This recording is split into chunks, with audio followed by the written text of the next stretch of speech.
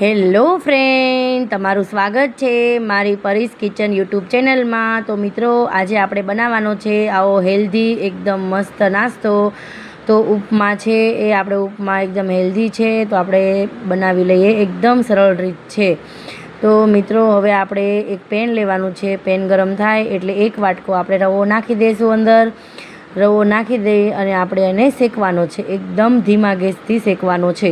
મિત્રો, તમે મારી ચેનલને સબસ્ક્રાઈબ ન કરી હોય તો લાઇક, શેર અને સબસ્ક્રાઈબ કરી દેજો, તો તમને આવી જ ગુજરાતી રેસીપી જોવા મળશે।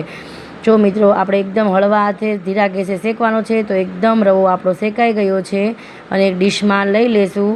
મિત્રો, આપણે આ રવો શેકશું તો એકદમ છૂટો રવો થશે આપણો, એકદમ મસ્ત ઉપમા થશે। જો મેં આ રવો બહુ ફાઇન રીતે શેકી લીધો છે। ધીમા ગેસે શેકશો તો બહુ સરસ રીતે શેકાઈ જશે, નહીં તો આપણો રવો બળી જશે। હવે એક પેનમાં મેં તેલ લઈ લીધું છે। તેલ 2 થી 3 સ્પૂન આપણે લેવાનું છે, જેટલી ક્વોન્ટિટી હોય એ પ્રમાણે। હવે આપણે એમાં મસાલા કરી દઈશું। 1 ચમચી આપણે એમાં રાઈ નાખવાની છે। રાઈ ફૂટી જાય પછી 1 ચમચી આપણે જીરું નાખી દઈશું। ગેસનો ફ્લેમ આપણે બંધ કરી દેવાનો છે, વધારે તેલ આવી ગયું હોય તો। જો ચણાની દાળ લઈ લીધી છે 1 ચમચી, પછી મેં 1 ચમચી અડદની દાળ લઈ લીધી છે। આ ચણાની દાળ પહેલાં હલાવવાની છે, પછી આપણે અડદની દાળ નાખી દઈશું 1 ચમચી।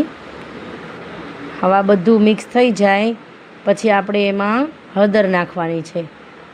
હળદરને પણ મસ્ત રીતે મિક્સ કરી દીધી છે। પછી 1 ગ્લાસ આપણે છાશ નાખી દઈશું।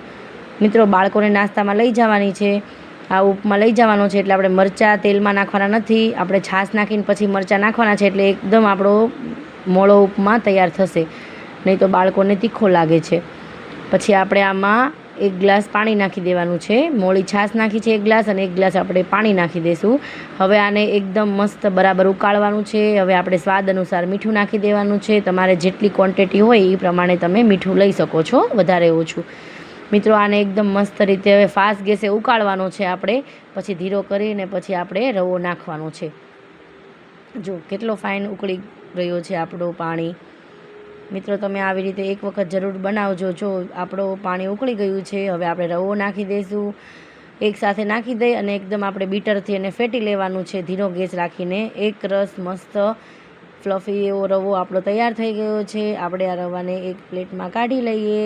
મિત્રો, તમે એક વખત આ ઉપમા જરૂર ટ્રાય કરજો, અને બાળકોને લંચમાં પણ દઈ શકો છો, અને નાની મોટી ભૂખ માટે પણ તમે બનાવી શકો છો। જો મિત્રો, આપણો ઉપમા તૈયાર થઈ ગયો છે। હવે આપણે ઉપર ધાણા નાખી દઈએ અને હવે આ ઉપમા ખાવા માટે તૈયાર થઈ ગયો છે। ચાલો મિત્રો, ઉપમા ખાવા। મિત્રો, તમે કોમેન્ટ બોક્સમાં એક વખત જરૂર જણાવજો કે તમને મારી રેસીપી કેવી લાગી।